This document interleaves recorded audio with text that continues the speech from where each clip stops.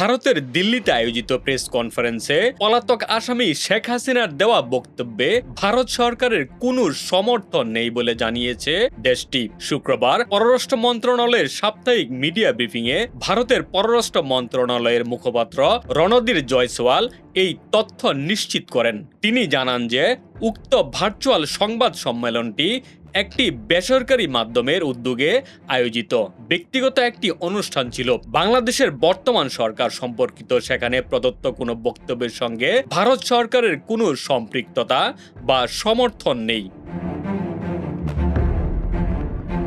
দিল্লিতে শেখ হাসিনাকে সংবাদ সম্মেলনে বক্তব্য দেওয়ার সুযোগ দেওয়ায় বাংলাদেশ সরকার অত্যন্ত ক্ষুব্ধ ও তীব্র প্রতিক্রিয়া ব্যক্ত করেছে। পররাষ্ট্র মন্ত্রণালয়ের বিজ্ঞপ্তিতে বলা হয়, ভারতের মাটিতে গণহত্যাকারী হাসিনাকে কথা বলতে দেওয়া বাংলাদেশের সার্বভৌমত্বের চরম অবমাননা। জুলাই বিপ্লবের দ্বিতীয় বার্ষিকী উদযাপনের দিনে এমন ঘটনা বিপ্লবের শহীদদের প্রতি গুরুতর অপমান বলে ঢাকা দাবি করেছে।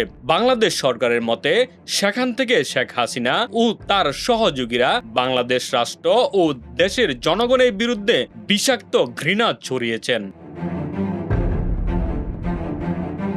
বিজ্ঞপ্তিতে আরও উল্লেখ করা হয় যে 2024 সালের জুলাই আগস্টে ঘটে যাওয়া নারকীয় হত্যাকাণ্ড জাতিসংঘের মাধ্যমে বিশ্বজুড়ে প্রমাণিত। জাতিসংঘের সেই প্রতিষ্ঠিত তথ্য অস্বীকার করার মাধ্যমে শেখ হাসিনা ও তার দূষররা ইতিহাসের গতিপথ উল্টে দেওয়ার ব্যর্থ চেষ্টা করেছেন। বাংলাদেশের জনগণ অতীতেও এই ধরনের মিথ্যাচার প্রত্যাখ্যান করেছে এবং বর্তমানেও তা সম্পূর্ণভাবে প্রত্যাখ্যান করছে।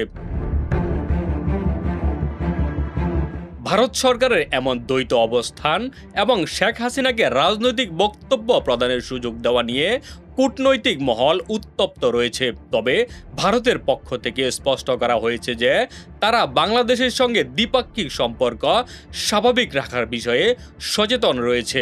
এই অনাকাঙ্ক্ষিত ঘটনাকে কেন্দ্র করে দুই দেশের মধ্যকার কূটনৈতিক ও পারস্পরিক সম্পর্কে নতুন এক ধরনের উত্তেজনা তৈরি হয়েছে। ডেস্ক রিপোর্ট, বাংলা বাজার পত্রিকা।